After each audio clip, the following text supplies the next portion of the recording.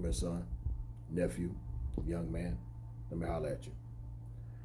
Earlier, I was on Facebook looking at a post about men saying that they're only loved when they provide. And I could understand how a man doesn't want to be treated like an object or treated like that's his only value. But here's the thing. Um, the reality of the situation is your children will love you up to a certain age unconditionally, but and I guess if you have a pet or something like that, but let's break that down, man. Let's be realistic. And as if you've ever seen this channel before, you know it's about men, directed towards men, in particular young men, but for anybody who watches. So this is not going to be one of these things like I'm not Derek Jackson. I'm not here to try to cheerlead for women who hate men. Please, by all means, I don't want to be involved in anything like that. But this is one situation where I'm gonna have to say, men, you gotta accept manhood for what it is, unless you want to be a dang on woman. So let's just talk from a common sense standpoint. You really, what type of man wants to look at his child, say, "Dad, I'm hungry," uh, and you can't feed your child? Would you want your daughter to date a man who can't provide, or marry a man who can't provide? Uh, you know, me personally, I don't want to see the women in my family being strong and independent. God didn't design women that way. He designed them to be helpmeets, and He designed men to be leaders, and for men to be leaders, protectors, and providers. Now, if you have alternative views of that sort of thing, that's your prerogative. I don't have any judgment against you. This is what God told me to do and what for me to say. So that being said, it's a man's duty to do those things. I mean, the way I was raised, anytime my mom chose to work. She didn't have to work. I'm sorry, y'all just finished working out. So I'm a little bit sweaty, raggedy looking, but that's life, right? Um, that being said, the way I was raised, my dad took care of everything. My mom worked because she wanted to. Anytime Dad heard a hint of a complaint, he told her, "Hey, look, you don't have to work.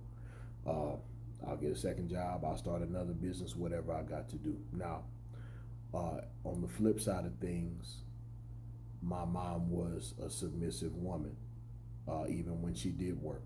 A couple of times, Dad was between jobs and stuff like that. He still found ways to make money, but even in a situation, if Mom happened to be working while Dad was switching some things around, she didn't decide to. The Bible would say usurp his authority, or she didn't get sassy attitudes with him and stuff like that. I didn't grow up like that. I didn't grow up in a fatherless household. I don't know anything about that. And I empathize with you if you had that situation.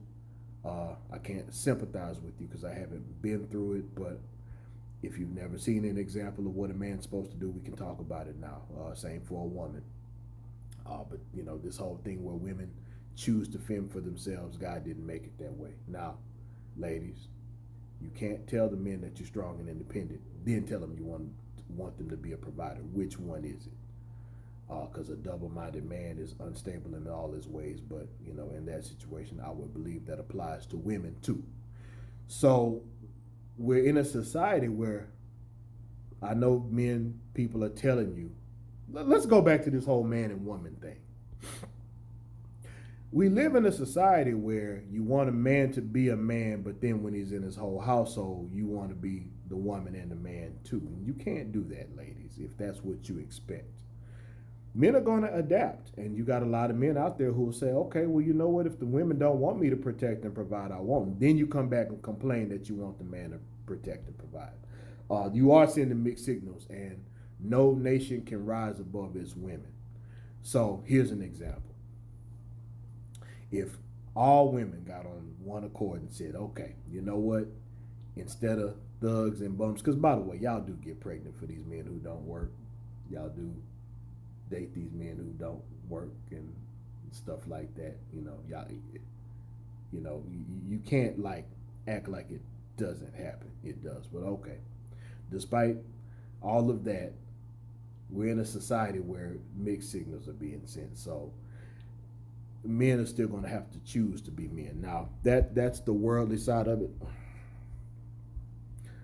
I got some new earbuds coming in today. I chose the wrong side for these plugs. I don't choose to. I don't claim to be some master of audio and technology and stuff like that. I just try to give you the information that I got as I get it. All right, here's the biblical side of it. 2 Thessalonians 3:10, King James.